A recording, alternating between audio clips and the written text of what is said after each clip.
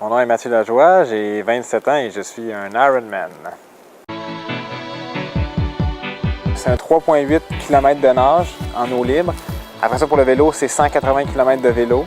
Et pour terminer, on termine avec un marathon, donc 42 km de course à pied. Donc tout ça bout à bout, ça fait une très grosse épreuve. C'est parti, mesdames et messieurs! 2200 athlètes qui participent à ce premier Ironman Mont-Tremblant! Ça faisait longtemps que j'avais le goût de faire un Ironman, depuis que j'avais vu mon frère en faire un il y a quelques années. Je suis Maxime Lajoie, j'ai 28 ans et je suis un Ironman.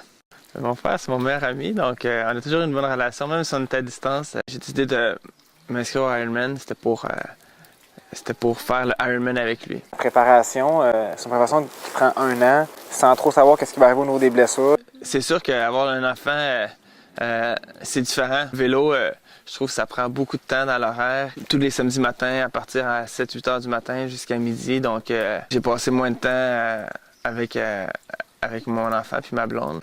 On avait planifié nos horaires, mais ça prend beaucoup de discipline, puis ma blonde m'a beaucoup aidé.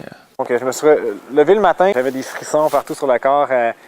Juste voir tous les autres athlètes autour qui s'en vont faire la même épreuve que toi. Il y a un peu de crainte, mais surtout beaucoup d'excitation. Le premier 400 mètres était assez compliqué avec les 2000 nageurs qui convergent dans le même endroit. Ça a duré 1h21. Maxime, qui est sorti, sans que je le sache, il est sorti même pas une minute en avant de moi. Là, ça a été quand même long, 180 km, un parcours côteux. Finalement, j'ai réussi à faire en bas de 6h, 5h58, donc j'étais très content. À la fin du vélo, j'ai peut-être fini 2 minutes en avant de lui, donc dans la zone de transition, j'ai pris plus mon temps. Et ça me surprend pas de Maxime. Quand je pense à ça, c'est son genre de m'attendre. Dans le premier kilomètre, ma famille était là. Commencer ça en force, c'était vraiment... C'est comme si on recommençait notre journée. Là. Dans la douleur, j'ai quand même eu beaucoup de plaisir parce que j'étais avec mon frère à courir et qu'on s'est encouragé beaucoup. L'arrivée, ça vaut tous les efforts qu'on a mis, toute la préparation, la souffrance durant la journée. Tout ça est oublié pendant le dernier kilomètre. Quand on arrive avec la foule, on voit le fil d'arrivée. Les émotions sont incroyables. Puis là, encore plus, le fait d'être avec mon frère puis de vivre ça à deux. Puis on se fait de la foule, on profite du moment. Et je pense qu'on l'a pleinement vécu.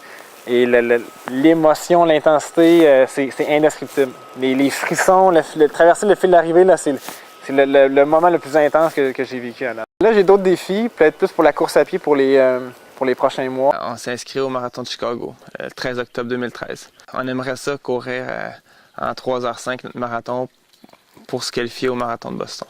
Qui est le marathon le plus difficile au niveau de la qualification. Quand tu as déjà fait ça, tu sais que tu n'as pas de limite, tu es capable de faire n'importe quoi.